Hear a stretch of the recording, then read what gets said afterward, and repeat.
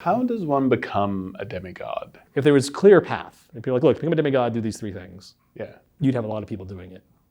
The trick is no one is really sure how.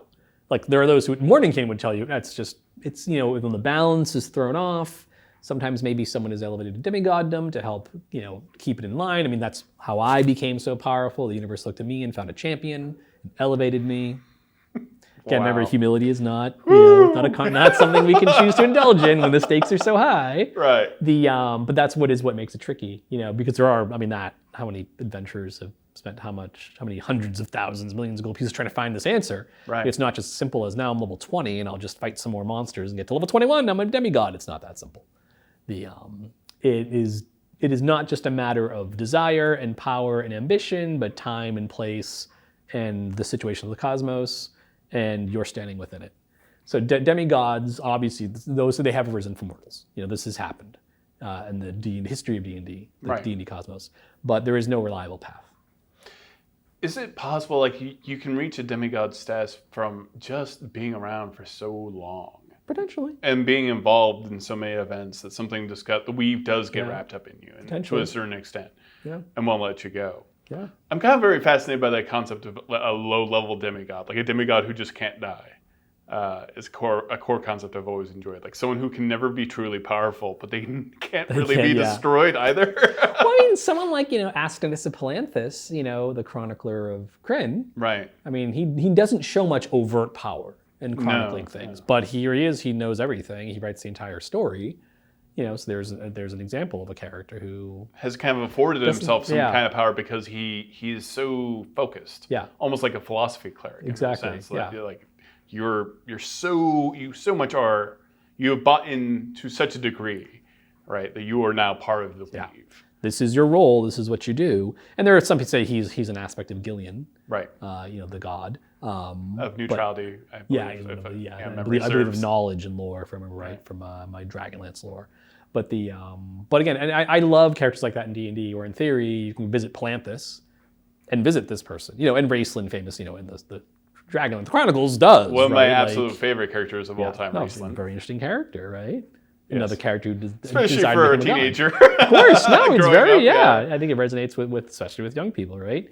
But again, a character who also aspired to become a demigod, right? And I'm not going to spoil the story because it's a great story. It's a great story. Yeah, you should read those books. Yeah, those 2 trilogies are fantastic. And it was such a personal story. Yeah, that's what made it great. I think the best D&D stories are the personal stories. Yeah. You can talk about. We spend a lot of time talking about these these godlike figures. But at the end of the day, D&D is about people, right? And the choices they make.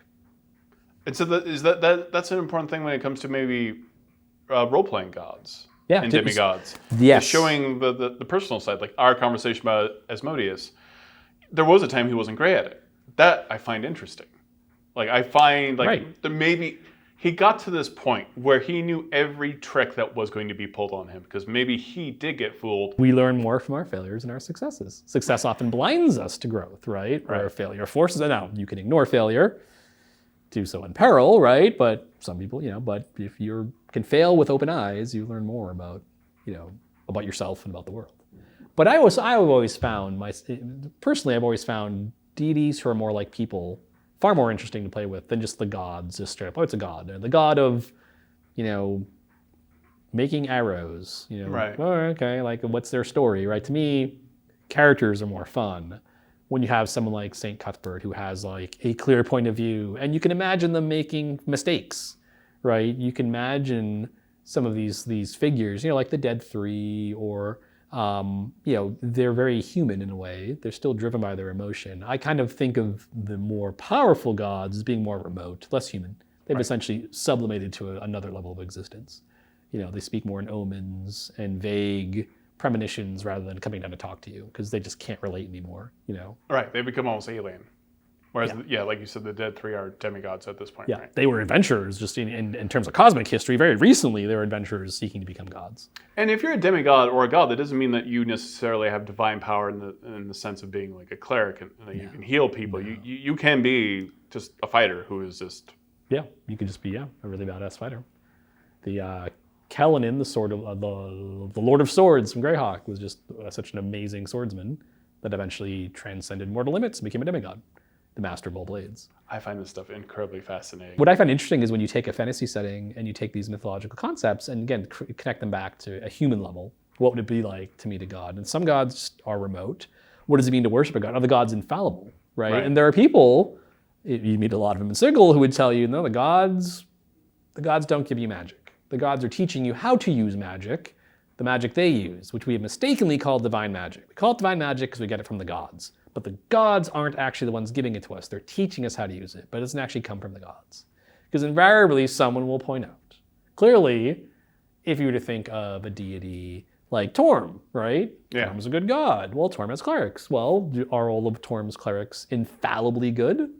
No, they make mistakes. Isn't it possible for a cleric of Torm to turn to evil? Yes, it is. Well, but does their power still work? Right. Well, whereas there could be actually somehow good Tiamat clerics. There could be. And there's been examples of that. Yeah.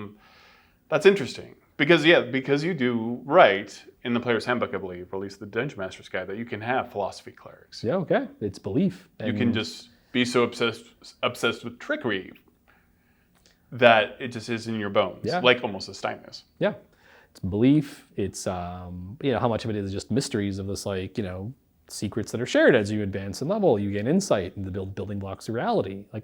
So that's what I think is fun when you add that ambiguity that we think this is how it works, but we might be wrong, and that's when faith comes in. Because I think if you're going to talk about religion, you have to talk about faith, right? That has to be part of it, right? If it's just always true and clear, and then it becomes science fiction. Now we're talking about laws, right? Science fiction is about laws. This is what happens. No one can change it. Fantasy is about truth, which truth is relative. Right? Because it's embedded in emotion, it's embedded in experience. So it just kind of depends on where you're sitting and the angle you're looking at something, and that's your truth.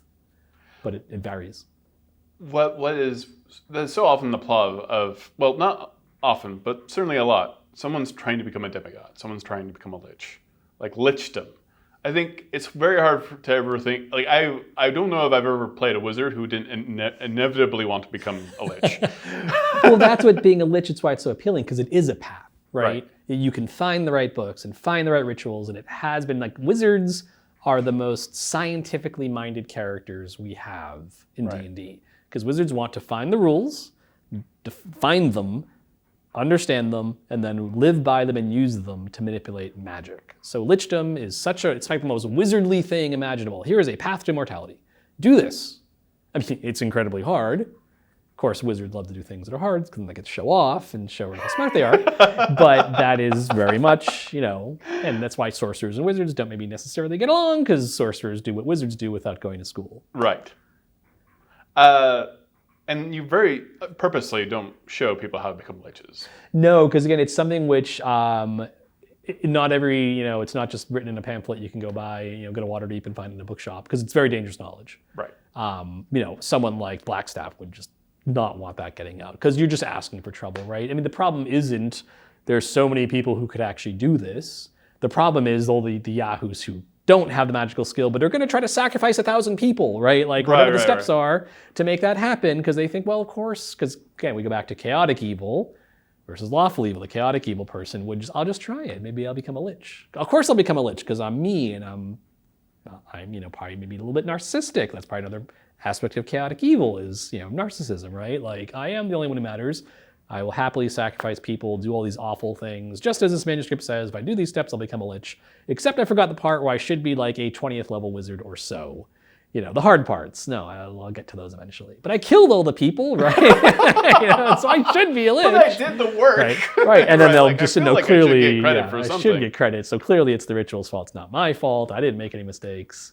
That's horrifying. We're back to chaotic evil. That's chaotic evil, which, if I can now loop around, maybe I brought you back to the point of view that maybe Asmodeus isn't the most evil person. Right. Because it's kind of horrifying to think of a cat. But now the lawful evil person would institutionally make it happen, which is probably even worse, because if you stop them, there might still be, they've built something awful that will endure, that keeps trying to replicate this ritual to create a lich. Do you find that very hard as a creative? Because sometimes I just want to know the answer, and I think you've seen that in interviews. Sometimes I just want to know what's going on. I want to know why Tiamat and the Githyanki have any kind of deal. But the magic of anything is not knowing. Sometimes the answer is the worst thing you can do to anything. Yeah. As we've seen with movies with prequels. Like, I don't need to know. Like, I didn't need to know how this character got there. I don't want to know necessarily completely how magic works or how the gods work. It makes it that science fiction again. Right. You've explained everything. If we were building a science fiction game, we'd probably have a different view. Right. If we didn't know something, our goal might be to figure it out. Where fantasy is different. Fantasy is much more it's driven personally. Right? It's by my personal sort of desires and understanding. And I'm seeking truth, not necessarily fact. Right.